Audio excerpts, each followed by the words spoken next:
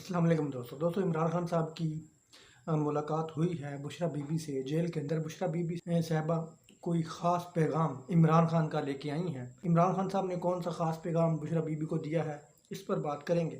और सदर आरफ अलवी साहब के पास क्या इमरान खान की सज़ा को ख़त्म करने का इख्तियार है, इस पर बात करेंगे। सबसे पहले बात करेंगे इमरान खान साहब की आज मुलाकात हुई है बुशरा बीबी के साथ अटक जेल के अंदर।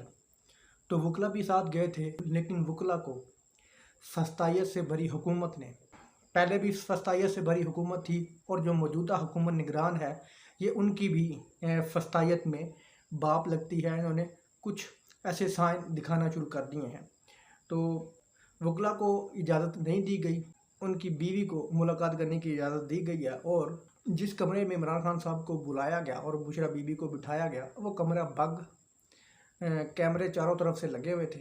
इमरान खान साहब ने कैमरों के होते हुए जो पैगाम देना था उन्होंने दे दिया। इमरान खान साहब ने बुशरा बीबी से साफ साफ अल्फाज में ये कहा है, इन लोगों का मुझे जेल से रिहा करने का कोई इरादा नहीं है। दोस्तों, तोशा खाना केस में इमरान खान साहब की रिहाई कोई मुश्किल बात नहीं है। इमरान खान साहब तोशा खाना केस से बाइज़्ज़त बरी हो जाएंगे, बरी-ओ-ज़िम्मा हो जाएंगे। लेकिन हुकूमत का प्लान कुछ और है। जिस तरह के इमरान खान साहब ने बताया बुशरा बीबी को कि ये मुझे लंबे अरसे तक जेल में रखना चाहते हैं।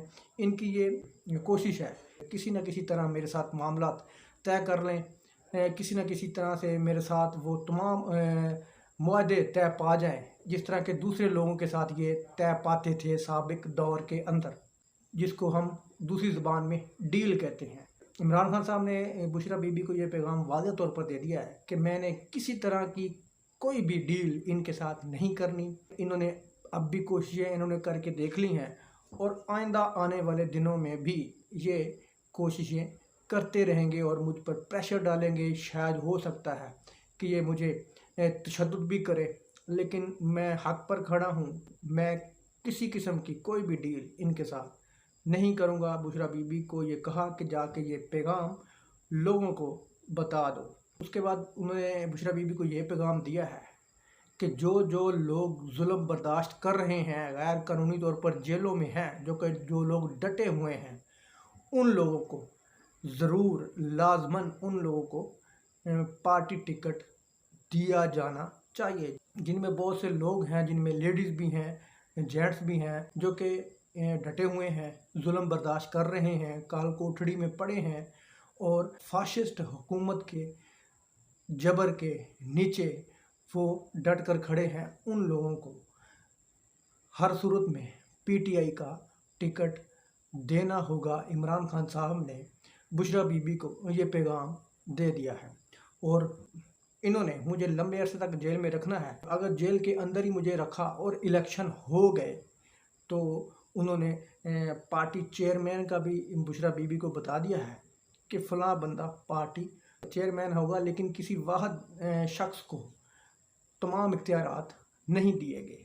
5 से 6 लोग हैं जिनको इख्तियारात दिए गए हैं। वो 5 से 6 लोग ही मुतफ़िक़ा तौर पर जो फ़ैसला करेंगे वही फ़ैसला माना जाएगा। अगली ख़बर ये है कि क्या सदर आरफ अलवी साहब के पास ये इख्तियारात हैं कि वो इमरान खान साहब की सज़ा ख़त्म कर सकते हैं, उनको जेल से रिहाई दिला सकते हैं, उनके तमाम केस ख़त्म कर सकते हैं। तो इसका जवाब है कि एब्सोल्युटली यस, सदर साहब के पास ये इख्तियारात हैं। इससे पहले जनाब आसफ़ अली ज़रदारी साहब जब सदर थे तो वो ये इख्तियारात इस्तेमाल कर चुके हैं।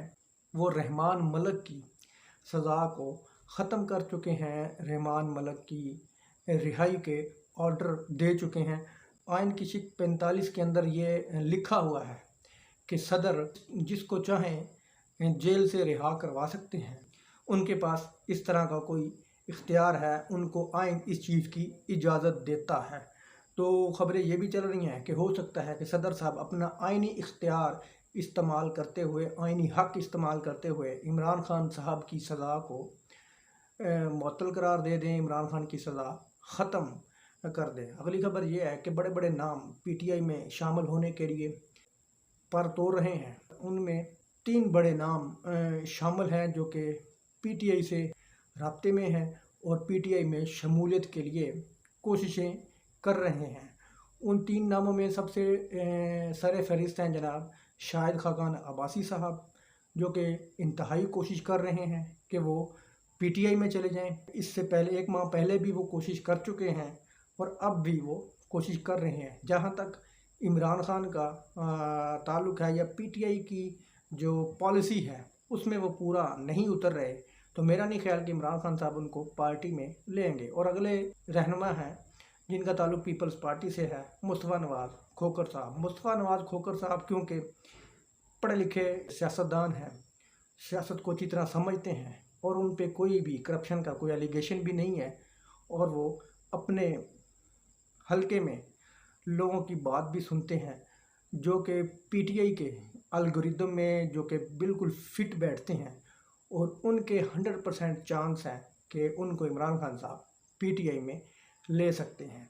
और अगले जो कैंडिडेट हैं वो हैं मुफ्ता इस्माइल साहब। मुफ्ता इस्माइल साहब भी बहुत ज़्यादा कोशिश कर रहे हैं कि वो पीटीआई में आ जाएं, लेकिन अगर देखा जाए तो मुफ्ता इस्माइल साहब पर भी मेरा ख्याल है कि कोई इतना कोई करप्शन के कोई केस नहीं है। अगर केस कोई होता तो जिस तरह उन्होंने नून लीग की ठुकाई की है ये 15-16 माह के अंदर, तो फसाइयत से बड़ी हुकूमत उनको भी कोई ना कोई चाय डालकर अंदर कर देती। ये पार्टी बेहतर फैसला कर सकती है, चेयरमैन बेहतर फैसला कर सकता है कि कौन पीटीआई में शमूलियत के लिए एलिजिबल है, कौन पीटीआई को सूट करता है। इसका फैसला पार्टी चेयरमैन जनाब इमरान खान साहब ने करना है। दोस्तों, उम्मीद है आपको ये वीडियो पसंद आई होगी। अल्लाह हाफ़िज़।